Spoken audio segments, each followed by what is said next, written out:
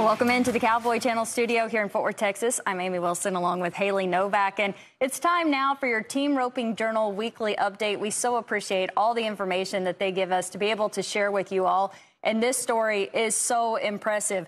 Start to finish, Miles Baker ends Royal Crown weekend with $83,000 sweep, winning 4 and under, heading on Relentless honor. And he just so happens to be joining us now. Miles, thanks so much for coming in. Yeah, thank y'all for having me.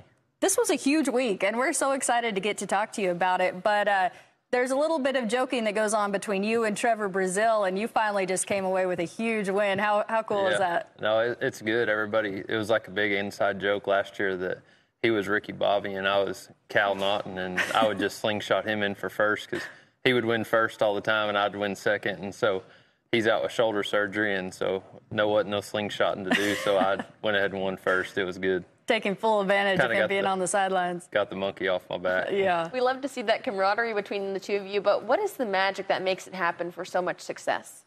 I don't know. We're just both so passionate about good horses, and it's kind of all we do, all we think about, and put a lot of work and time into them. And, you know, it's really about the horses for us. So it was cool getting to go out there, and all the horses showed up, and they did great. And then I took care of my job for once, and so I didn't have to beat him. That was nice. You're way too humble about that. You've been doing outstanding, and I want to get into more about those horses. But first of all, the numbers are huge. I was just asking you about the increase just in the last couple of years of the opportunities that you have in these events. And Chelsea from the Team Roping Journal sent some of those to you, so share those with everyone. Yeah, the industry's just grown tremendously. Like Trevor and I won over $700,000 last year, and it was just I mean, it's crazy to think that like something that I could be so passionate about actually pays. You know, the whole end goal forever was to show up and to train these horses and be able to sell them. But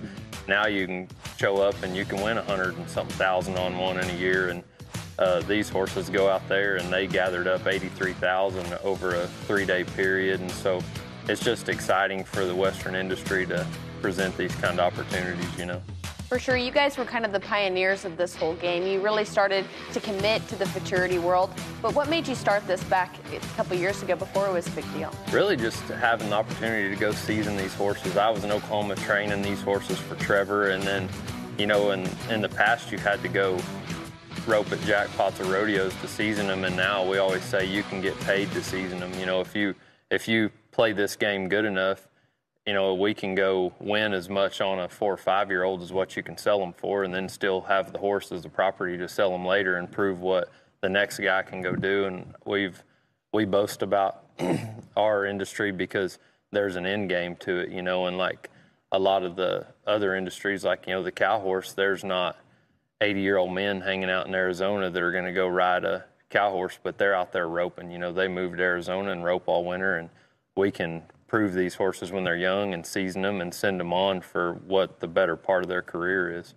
You mentioned you do it for the horse, and you had trained for a long time. Now you're neighbors with Trevor, so you guys get to do this all every day together. Yeah. and work on building the Relentless Remuda even more. But tell us about Relentless Honor, the horse that you rode there. She's a cool little mare. I shouldn't say little. She's a cool big mare, but anyway, I bought her when she was just starting her 2-year-old year, and I got to watch the guy that had her put the first ride on her the day I bought her, and she's just super pretty and she's been good-minded, and I always say she's got ice in her veins. I got out there, and we have another mare that I call her a stinger. Like I said, she would be really hard to beat all year long, and she will be, but I got out there a day early, and they had the lights and the speakers going, and we're breaking steers in, and I called Trevor, and I said, hey, this brown mare is going to win this show. And he's like, win it? I was like, no, I'm telling you, she's going to win it. She felt like an old seasoned horse there. And so it was pretty cool for her to just show up being a 4-year-old and kind of flex on all the other ones out there. Absolutely. Let's talk about 7 Tank 2.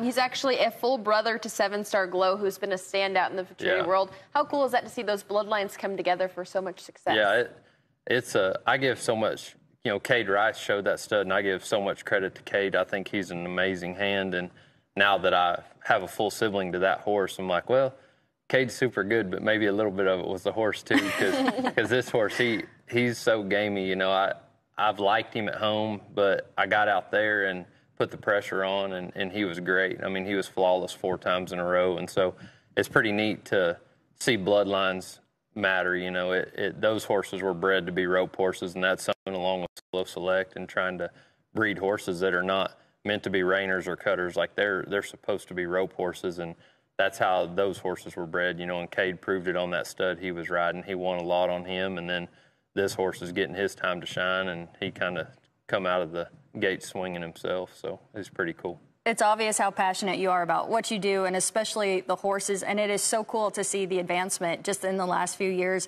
Talk more about what this week meant to you and where you go from here. It was just real cool for me to show up because, like, I have more respect in the world for Trevor, you know, than anybody. I've got to basically live with him the last 3 or 4 years. I've known him for a long time. I sold him some horses when I was in college, and I just have a tremendous amount of respect for him and then our camaraderie. And I want to hold things up while he's out. And so I work day in and day out to make these horses good, and then to show up when money was on the line and make it count and do what, you know, this was one of the best futurities we've had as, you know, kind of a company. And so I was just glad to show up and do my job, you know, and it's just is a blessing to have horses like this, you know, and have the opportunity to do this, and then having a partner like Trevor that pushes me and everything. It's just it's like I said, it's a blessing, and I just plan to keep it going. And I was glad to win first. I really know when he gets back, I'm going to have to go back to winning second, but I'm good with winning second. I'm just ready to have my partner back. I'm not so sure about that. Dresden, he's in there on all of it, too. I see lots of videos he posts, and so it's so cool to see the 3 of you and everyone else who's a part of this, too.